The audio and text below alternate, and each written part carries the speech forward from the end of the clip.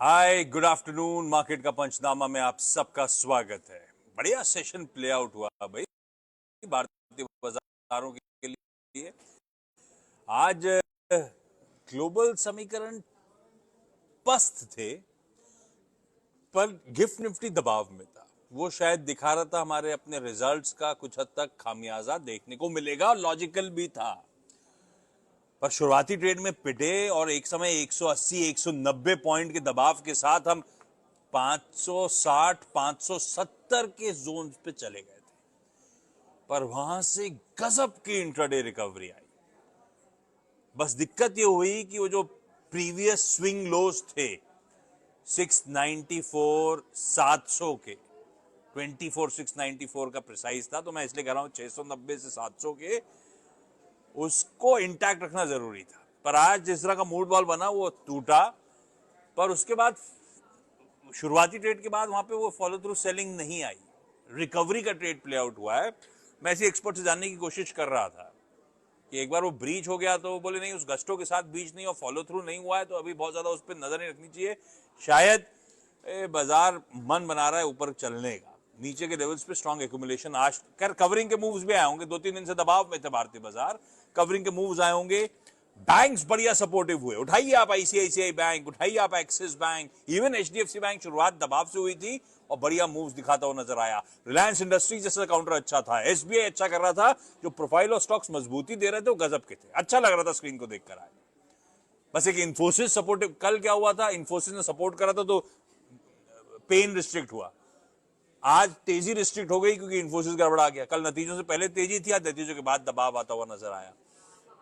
हालांकि आईटी के, अच्छा जो जो सवाल आ रहे हैं, क्योंकि कुछ दिन से मैं कह रहा था आईटी के नंबर्स आने दीजिए। आईटी के नंबर्स में कोई कंप्लेंट नहीं है भाई साहब। अब तक की थीम इमर्ज हो रही है, बैंकिंग एंड फाइनेंशियल सर्विसेज सबसे इंपॉर्टेंट वर्टिकल बढ़िया कर रहा है। हर कंपनी के रिजल्ट्स में banking, financial services, insurance, BFSI का स्पेस अच्छा कर रही है। लार्जली नॉर्थ अमेरिका अच्छा कर रहा है। पर क्या, अच्छा ये हो गया Q1 के बाद Q2, 2 क्वार्टर्स बढ़िया रिकवरी ट्रेड के। तो क्या IT is out of the woods? क्या ऐसा कहा जाए अच्छे दिन आ गए, बढ़िया चलेगा? ये कहना अभी थोड़ा जल्दबाजी होगा। मैंने आज वो एलटीआई माइंड्री के मैनेजमेंट से बातचीत करी, बिल्कुल कैंडिड रिप्लाईज थे कि रिकवरी का भरोसा जब होगा जब आईटी एज अ स्पेस 11-12% की ग्रोथ रेट पे लौट के आएगा। वो अभी नहीं दिख रहा है। और अभी एक नियर टर्म चैलेंज खड़ा है यूएस में इलेक्शंस का, और उसके बाद बजट्स और सीटीओज और सीईओज के मूड माहौल का। इलेक्शन का आउटकम यूएस का, और उसके बाद किस तरह से अमेरिका इंक के सेंटिमेंट्स रहते हैं, उस पर बहुत हद तक डिपेंडेंट रहेगा। अभी बैठे हुए ये लगता है इस साल तो नहीं, अगले साल दरअसल एक्चुअल कह सकते हैं कि आईटी में हालात पटरी पे लौट आए। तो ये ऐसे ही फिर इस बीच ऐसे झटके लगते रहेंगे हमको। लेकिन हाँ, साइंस ऑफ ग्रीन शूट जो अपन कहते हैं वो एटलीस्ट विजिबल होना शुरू हुए आईटी में, ये अच्छी बात है। अच्छा, आवाज के सारे सोशल मीडिया प्लेटफॉर्म्स पे हम लोग इस समय हैं, जगह जगह से क्वेरी लेते रहेंगे। मेरे को याद पड़ता है अभी आने से पहले एक पॉपअप आया था कि केन्स टेक्नोलॉजी में क्या करें। कल हमने बहुत डिटेल में बात करी थी, रमेश कोठारी साहब ने उठाया था सवाल अभी कुछ ही देर पहले। रमेश जी कल का उठाइएगा अपना ये मार्केट का पंचनामा।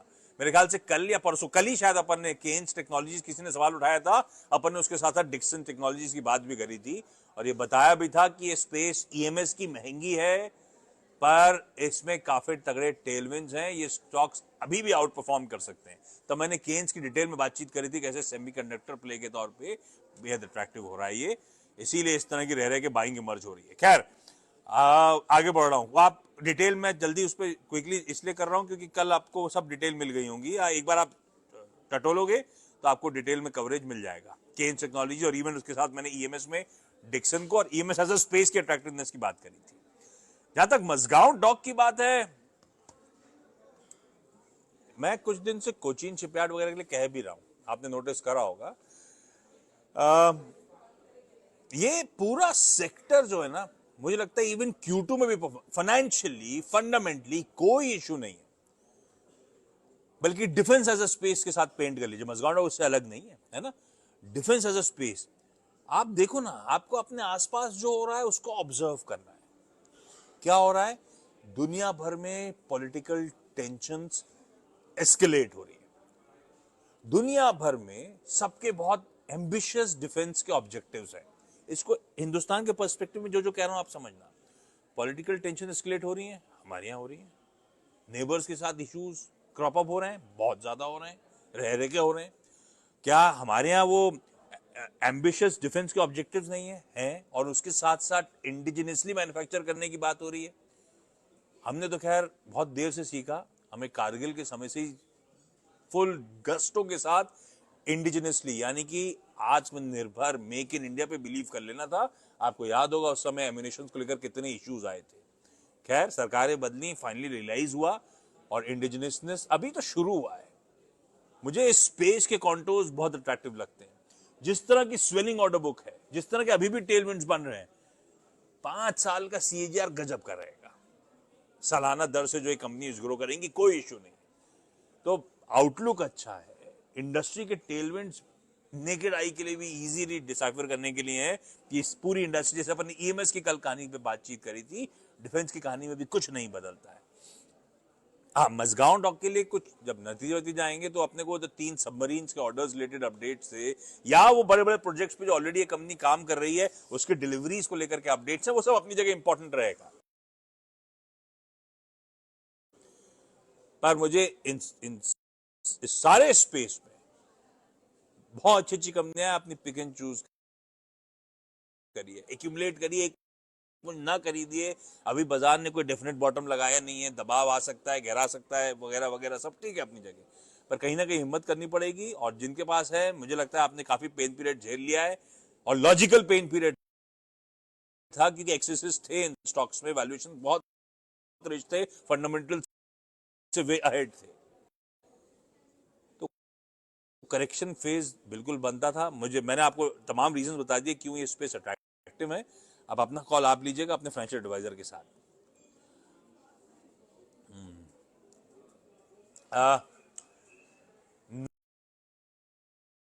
नालको नेशनल एल्यूमिनियम बढ़िया नवरत्न कंपनी। अब यार नालको के बारे में कुछ भी मेंशन करूं, बहुत कुछ डिपेंड करेगा किस तरह से एल्यूमिनियम का प्राइसिंग आउटलुक है। हालांकि मैं मानता हूं यहां से फर्म ही देखने को मिलेगा, चाहे वो यूएस से हो या लार्जर लीडिंग इंडेक्स अपने लिए चाइना का होता है।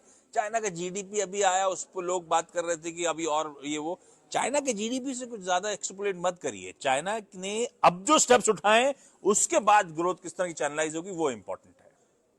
पर चाइना जो तमाम स्टेप्स उठा रहा है या कह रहा है उठाने वाला हूं, अभी खत्म नहीं हुए, उसको देखते हुए ऐसे ही लगता है।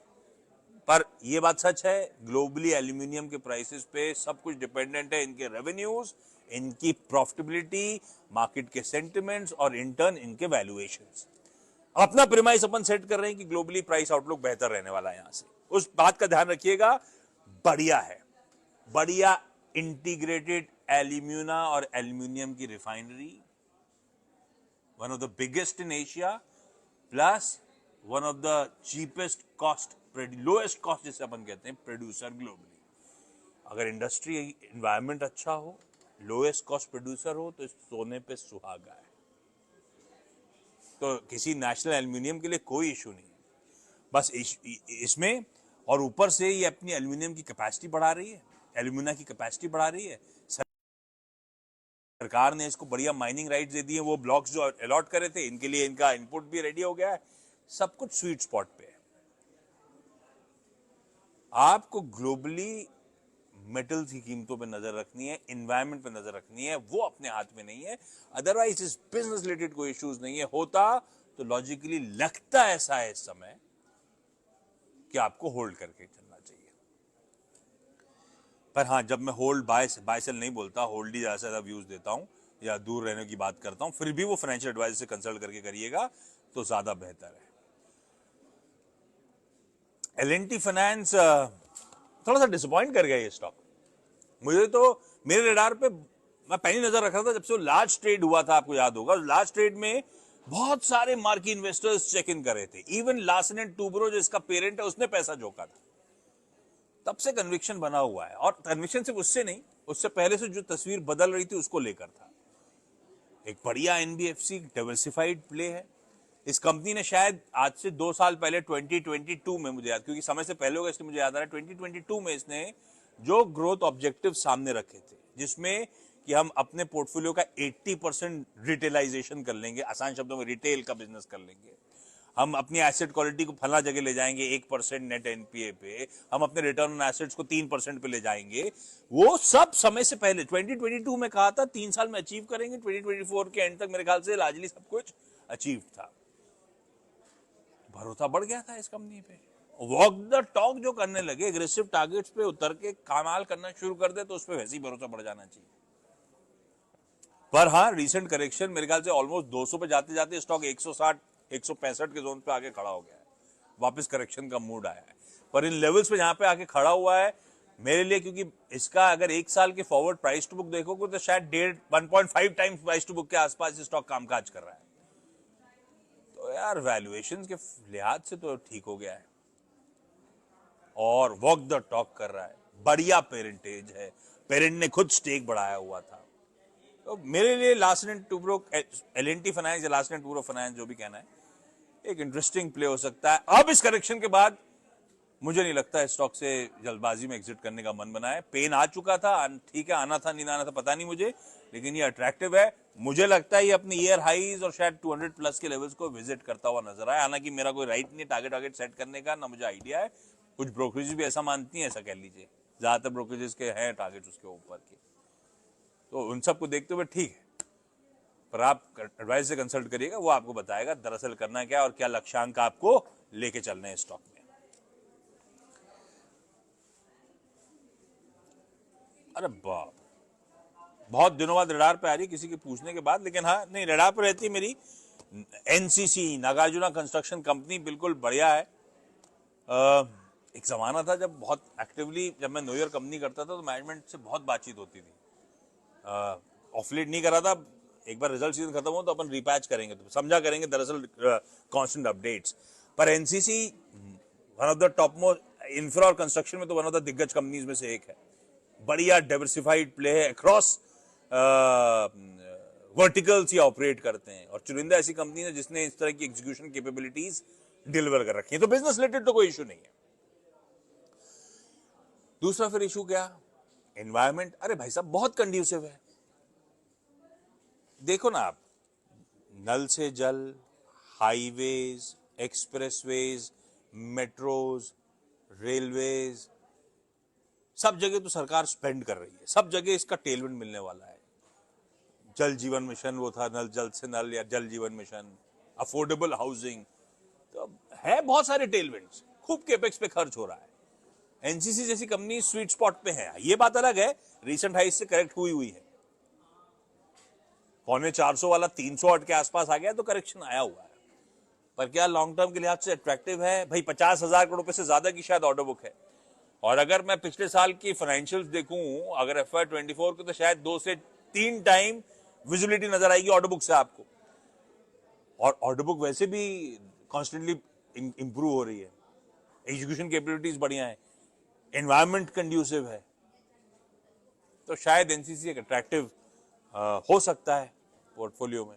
या फिर जिनके पास है, हो सकता है नहीं हो सकता, उसके तो विकल्प और भी है इंफ्रा स्पेस के, वो एडवाइजर बताएगा। लेकिन एनसीसी का क्योंकि स्पेसिफिक सवाल है, मेरा मानना है होल्ड ऑन करना चाहिए। अगर करेक्टिव मूव मार्केट में जनरली आ जाएंगे तो हाई बीटा हैं, जनरली इंफ्रा नेम्स पिटते हैं, पर इतना पिट नहीं रहे। इस बार भी आपने देखा होगा इतना ज्यादा पिट नहीं रहे, क्योंकि एक जमाना था जब इनकी डेट लेडन बुक्स हुआ करती थी, खूब कर्ज होता था। आज की डेट में एनसीसी का कर्ज बहुत ज्यादा है नहीं, और एनसीसी का मैनेजमेंट बार बार मेंशन करता रहा है हम आने वाले समय में 1000 करोड़ रुपए से नीचे अपना डेट ले आएंगे। तो वो जमाने अलग थे। अब इस तरह से अब बिजनेस मॉडल्स काफी बेहतर है, बैलेंस शीट्स काफी रिपेयर्ड हैं, तो अब वो इस तरह की वोलेटिलिटी भी नहीं आती जिस तरह की मैसिव वोलेटिलिटी पहले आती थी, लग जाते थे स्टॉक। होपफुली ऐसा नहीं होगा, लेकिन हाँ, जिस जॉनर का स्टॉक है उसमें इस तरह की वोलेटिलिटी आमतौर पर जानी जाती है, ये ध्यान रखिएगा। इंफ्रा जनरली एलएनटी को छोड़ के इंफ्रा जरा वीक हार्टेड के लिए होता नहीं है, लेकिन जिन्होंने ले रखा है शायद वो 365 वाला, शायद 310 या 320 के आसपास जहां भी खड़ा हुआ है, मुझे लगता है होल्ड करना चाहिए। फाइनेंशियल एडवाइजर से कंसल्ट कर लीजिएगा। चलिए इस नोट पर एक काम करा जाए, आज तो अब वीकेंड सामने खड़ा है, खूब नतीजा आ रहे हैं, रिजल्ट टीम अपडेट करी चली जा रही है, आप लोग भी स्क्रीन को ऑब्जर्व करिएगा। मंडे को इन सब पर रिएक्ट कर रहे होंगे अपन लोग। वीकेंड एंजॉय करने के बाद जब मंडे को मुलाकात होगी तो शाम को 3:30 बजे फिर से डिकोड कर लेंगे। सुबह लेकिन 6:57 को जुड़ जाइएगा। तो ये सब वीकेंड का डेटा वेटा कैसा मूड मॉल है, अपन सुबह 7 बजे बैठकर डिस्कस करके बढ़िया प्लान बना लेंगे। सी यू।